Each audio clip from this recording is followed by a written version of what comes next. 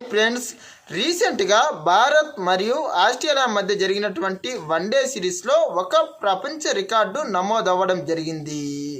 ఈ రికార్డు దాదాపుగా 22 సంవత్సరాల క్రితం నమోదైనటువంటి రికార్డును బద్దలు కొట్టడం జరిగింది.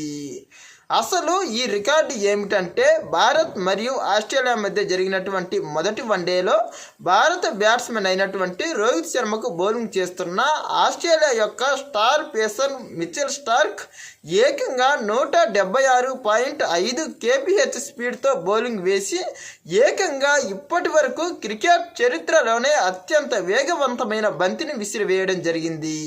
గతంలో ఈ రికార్డు పాకిస్తాన్కు చెందినటువంటి మాజీ పేస్ బౌలర్ షోయబ్ అఖ్తర్ పేరిట ఉండేది.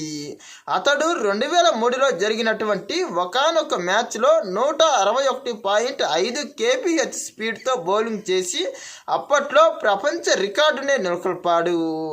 రీసెంట్గా అతడి యొక్క రికార్డును ఈ ఆస్ట్రేలియాకు చెందినటువంటి పేస్ దిగ్గజం బద్దలు కొట్టడం జరిగింది.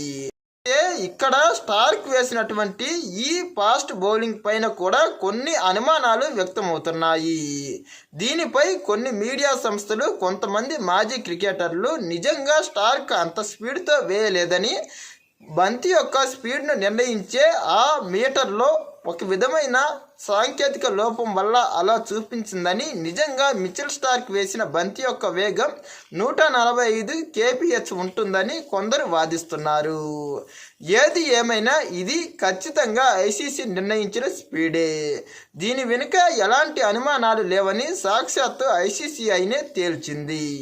కాబట్టి ఇప్పటి వరకు వేగవంతమైన బంతి వేసిన క్రికెటర్గా మిచెల్ స్టార్కే నిలిచాడు. అందులో ఎలాంటి డౌటే లేదు.